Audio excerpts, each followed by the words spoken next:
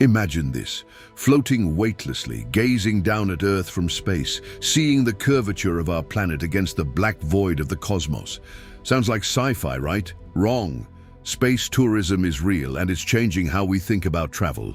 But is it just a playground for billionaires, or will you ever get a ticket to space? Let's dive in. So what is space tourism? Space tourism is commercial space travel for recreational purposes. Think of it as a really high altitude vacation. Not just looking at the stars from Earth, but going up there, seeing our planet from above, floating in zero gravity, and maybe even staying in a hotel in space.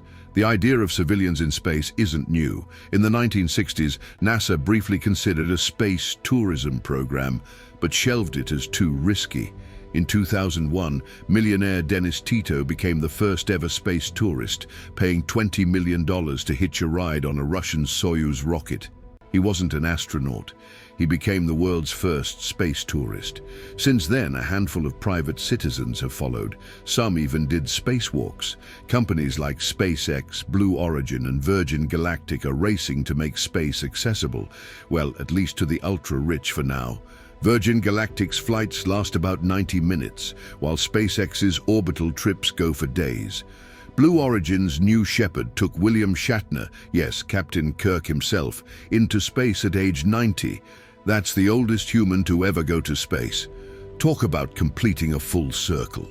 SpaceX, which launched the Inspiration 4 mission, the first all-civilian crew to orbit Earth. No professional astronauts on board. Just regular people. It proved that space isn't just for government-trained professionals. It's for dreamers, explorers, and everyday heroes. So what do these space tourists experience? First off, training. You don't just hop into a rocket in your jeans.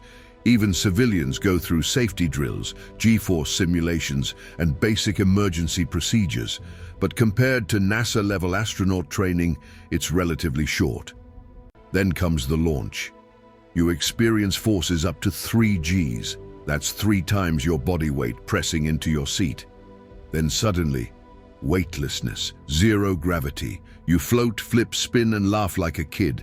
Every movement feels like slow motion.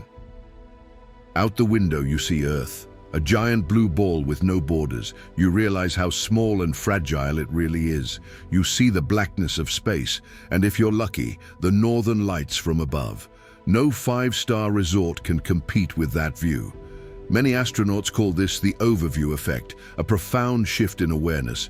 Some space tourists say it's life-changing. Without gravity, fluids shift upward, making your face puff up. Astronauts call it moon face. Your body actually grows taller in space, about 2 inches taller. Your spine stretches out because there's no gravity compressing it. Space. The only place where you grow taller while doing nothing. Another interesting twist, your sense of taste changes in space.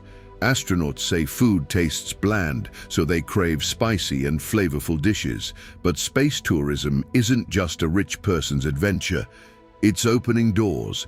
Think of the possibilities: space hotels, lunar vacations, even honeymoons orbiting Earth. Companies like Orbital Assembly are planning luxury space hotels with artificial gravity, restaurants, and even Earth view suites. The catch? A stay might cost $5 million per night. A Japanese startup is already working on a space balloon to take people to the edge of space, without rockets. How much does it cost? Right now, prices range from $2.5 million to over $50 million, depending on how far you want to go. Suborbital flights, a few minutes in space, are cheaper. But remember this, the first mobile phones in the 1980s cost over $4,000 and had terrible reception. Now, everyone's got a smartphone in their pocket. Technology always starts expensive, then becomes accessible. It's only a matter of time before space travel becomes more affordable, maybe even mainstream. Why it matters. Space tourism isn't just about rich people playing astronaut. Every mission helps scientists understand human biology and microgravity. It funds new technologies.